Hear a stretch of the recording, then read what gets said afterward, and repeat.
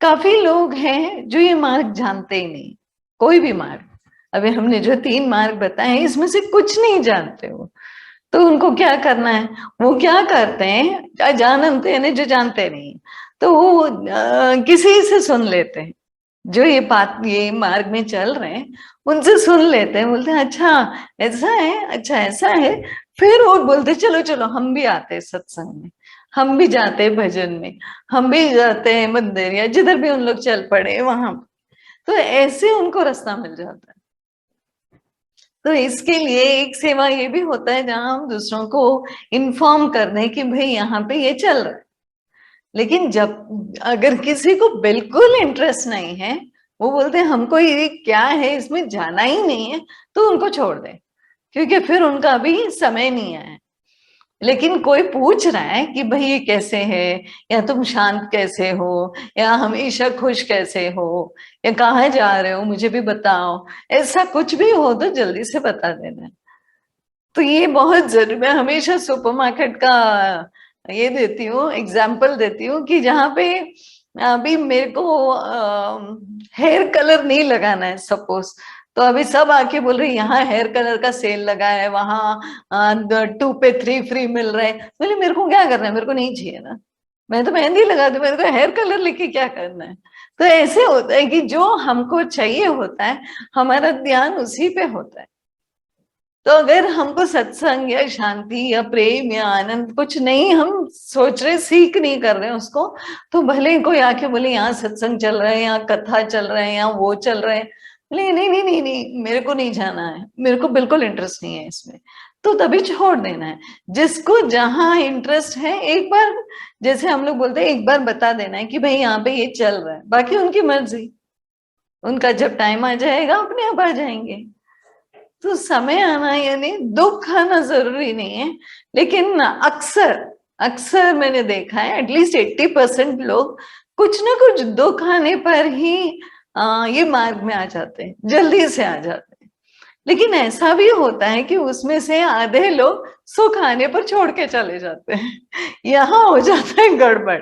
तो छोड़ना नहीं है, तो जब दुख आए तो कोई रीजन से आए और हम चल पड़े तो पकड़ के रहना है इसमें, क्योंकि तब पता चल जाता है कि दुख आया तो सुख आ गया, अब वापस दुख आया तो बेटर है कि ये सुख दुख का छोड़ के हम ज्ञान के मार्ग पे चले या भक्ति के मार्ग पे चले।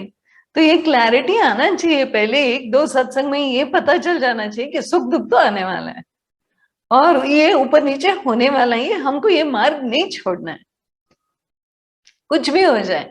तो ये अगर विवेक आ गया तो एटलीस्ट हम लोग चलेंगे इस पे कंटिन्यू, ये बहुत जरूरी है। काफी लोग हैं जो दुख नहीं, ऐसे ही पहले जन्मों के जो पुण्य है उसके हिसाब से नेचुरली इसमें आ जाते हैं, खुशी खुशी छोटे उम्र में या कोई प्रश्न लेकर ऐसे ही आ जाते हैं, उनको कोई दुख नहीं होता। ये है ब्लेस्ड लोग हैं, क्योंकि इन लोग को फिर सुख है दुख है फर्क नहीं पड़ता, क्योंकि उन्होंने अपने होशो हवास में ये मार्ग चुना है कि भाई हमको यहाँ चलना है, क्योंकि हमको कोई जवाब चाहिए, क्योंकि हमको लाइफ के बारे में जानना है कि जिंदगी क्या है, मौत क्या है, ये क्यों होता है, ये दुख और सुख लोगों को क्यों आते हैं, मुझे क्यों आते हैं कभी कभी, ये सारे क्वेश्चंस जो लेके आते हैं ये होते जिज्ञासु। ये दुख उनका दुख से नहीं आए, ये अपने प्रश्नों से आए हुए। सो अलग अलग लोग होते हैं, अलग अलग तरीके से सत्संग में पहुंच जाते हैं। सो जैसे भी है पहुंच गए तो पहुंच गए, फिर हम एक ही थाली के छट्टे बट्टे हो जाते हैं। सो अभी 26वां लेते हैं। तो इसमें इन्होंने बोला है कि काफी लोग हैं जो जानते ही नहीं हैं इन मार्गों को, तो वो क्या करते, सुनकर, अन्य लोगों से सुनकर फिर साधकों को देखते हैं, अलग अलग साधकों का उपासना देखते हैं, बोलते हैं हमको भी करना है, हमको भी करना है, और चले आते हैं। तो ये एक सेट ऑफ पीपल बोलते हो, एक लोग इतने आ जाते हैं, ऐसे भी आ जाते हैं। फिर भक्ति से, कृष्ण ने अच्छा बताया इसमें कि भक्ति से जब ये संतों की बातें सुनते हैं, बहुत क्लियर है यहाँ पे, भक्ति से जब ये संतों की बातें सुनते हैं तो ये भी संसार के चक्र से पार हो सकते हैं, तो ये भी पूछ से मूछ में जा सकते हैं। कैसे? संतों की बातें सुनकर।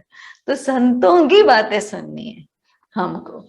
जब हम स्वामी जी के साथ थे, उनकी बातें, तो ये जो हम ज्ञान की बातें, अभी जो भी है ज्ञान मार्ग में जब हम चल पड़े अभी, तो ज्ञान की बातें सुन के और संतों की बातें, इसके लिए इतना भगवत कथा इतना क्यों होता है? भागवत सब जगह पे होता है और संत लोग रहते हैं जो बताते हैं। तो अभी जब राजा परीक्षित थे, तो अभी परीक्षित की कहानी हम हमेशा दीदी बोलते रहते हैं।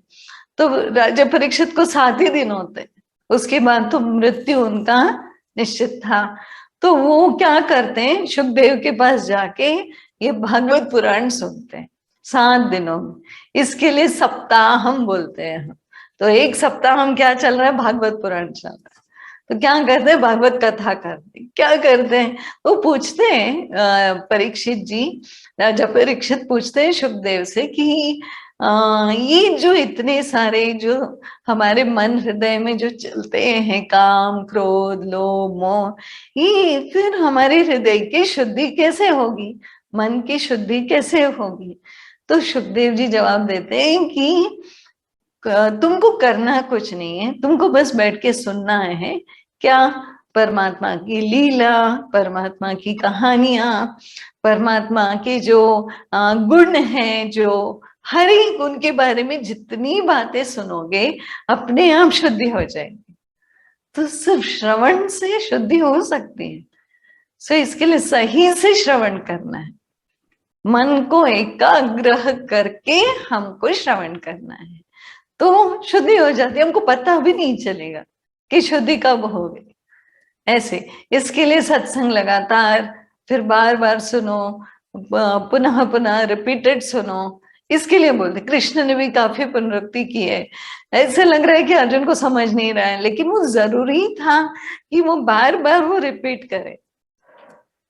काफी बातें हैं जो बीच में उन्होंने रिपीटेडली बोले, बहुत जरूरी था, तो इसके लिए बोले थे। तो ये था 26वां। तो कैसे न कैसे सत्संग में पहुंचना है, और पहुंचने के बाद छोड़ना नहीं है, ये पक्का रखना है, कैसे भी हालत में कैसे भी हो। ठीक है।